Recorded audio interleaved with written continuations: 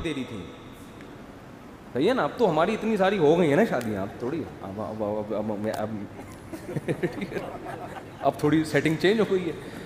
تو میں نے ایک پیغام بھیجا, تو مجھے جہیز میں 2 بچے بھی مل رہے تھے.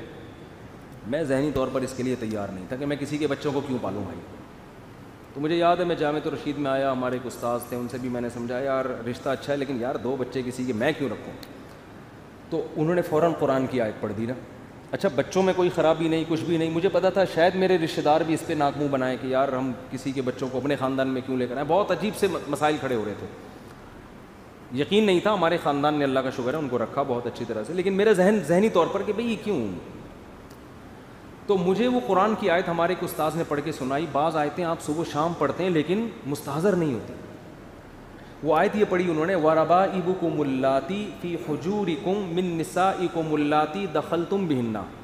بہت دلچسپ واقعہ ہے کہ اللہ نے قرآن میں فرمایا تم پر تمہاری مائیں حرام, ان سے نکاح نہیں کر سکتے, تمہاری بیٹیاں حرام, تمہاری بہنیں حرام, دودھ شریک بہنیں حرام. یہ سب رشتوں کا نام لیے, پھپھی سے نکاح نہیں, خالہ سے نکاح نہیں, اور ان سوتیلی بیٹیوں سے بھی نکاح نہیں کر سکتے جو تمہاری گود میں پلتی ہیں.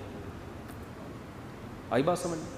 اب میں بہت عرصے سے حیران ہوتا تھا کہ بھئی سوتیلی بیٹی تو گود میں پلے نہ پلے, نکاح بہرحال اس سے کیا ہے, حرام ہے نا.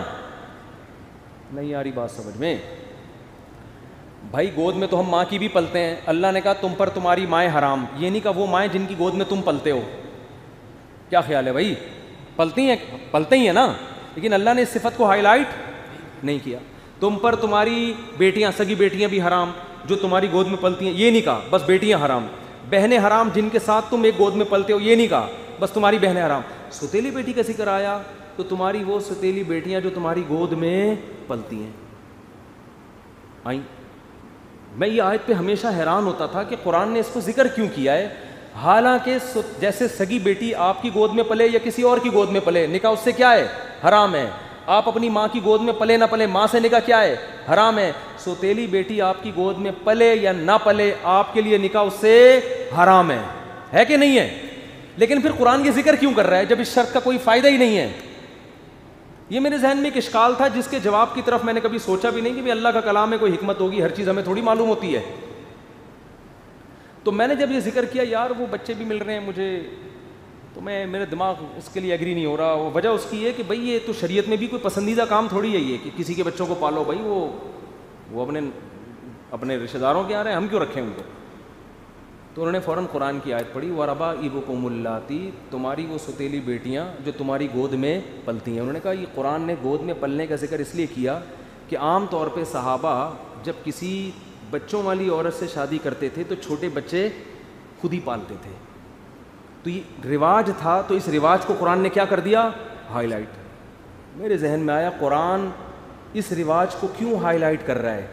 اس رواج کو ہائی لائٹ نہیں کر رہا, سگی ماؤں کی گود میں بھی تو پلتے تھے لوگ, سگی بیٹیوں کو بھی تو صحابہ گود میں پالتے تھے, ان کا ذکر نہیں کر رہا. اس صفت کو ہائی لائٹ اس لیے کر رہا ہے, اللہ کو پتا ہے کہ سگی بیٹیاں ہمیشہ گودوں میں ہی پلیں گی باپ کے, اور آپ ہمیشہ اپنی ماں کی گودوں میں پلو گے. ایک دور آنے والا ہے کہ سوتیلی بیٹی کو کوئی گود میں پالنے کے لیے تیار نہیں ہوگا. اس لیے اللہ نے اس صفت کو ہائی لائٹ کر دیا کہ تمہاری وہ سوتیلی بیٹیاں جو تمہاری گود میں پلیوں.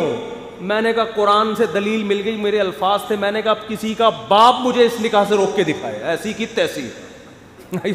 ہزاروں تو دلبر ہیں, کس کس کو دے دل والا ہمارا حساب نہیں ہے. ہمارا دلبر کون ہے, خدا ہے. بھاڑ میں جائے ہندو کیا کہتا ہے, بھاڑ میں جائے میں نے تو یہاں تک کہا میری ماں کیا کہتی ہے, میرا بھائی کیا کہتا ہے, میری بہن کیا کہتی ہے, میرا ماموں کیا کہتا ہے, میرا چاچا کیا کہتا ہے, میرا پھپھا کیا کہتا ہے, بھاڑ میں جائے ایسی کی تیسی.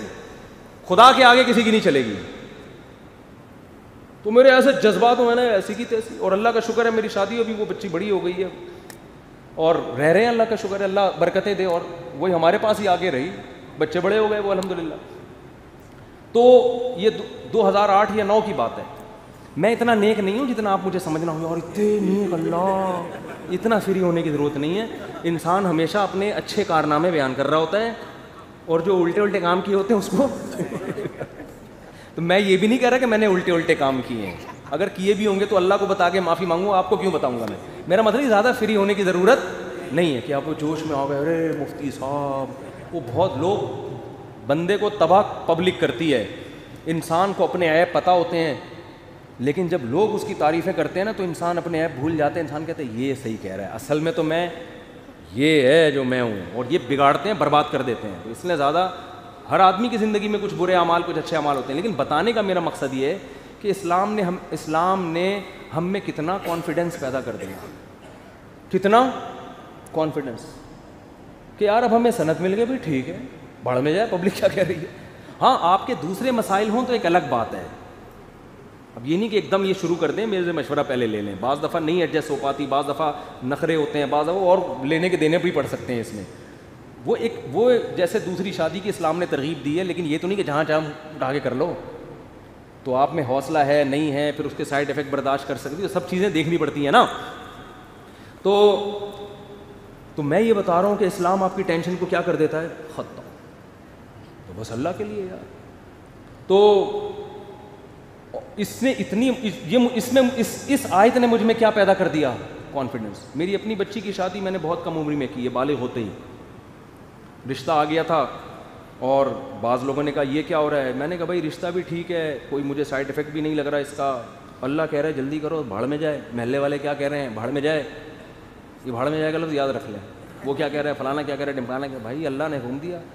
ہاں بچی سے پوچھ لو، اس پہ زبردستی نہ ڈالو، کوئی اگلا نہ راضی ہو تو پھر تو اللہ ہی کہہ رہا ہے پھر نہیں کرو.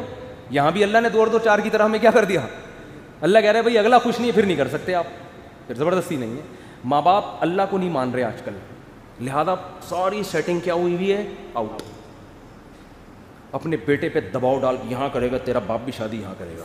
دیکھ میں اس باپ سے کہتا ہوں آپ بیٹے کو فورس نہیں کر سکتے، یہ الاؤ ہی نہیں ہے. اب یہ ٹینشن باپ کی خود کی پالی ہوئی ہے نا، کیا خیال ہے کہ یہاں کیوں کر رہا ہے وہاں کیوں نہیں کر رہا. یہ ٹینشن باپ کی خود کی پالی ہوئی ہے نا. اگر اس کو پتا ہو بھائی مجھے اللہ نے بیٹے پر اتنا کنٹرول نہیں دیا ہے کہ گن پوائنٹ پہ میں کرا دوں، باپ ٹینشن ہی نہیں لے گا. بھائی اللہ نے حکم دیا، بھائی اللہ نے منع کر دیا تو کیا کریں.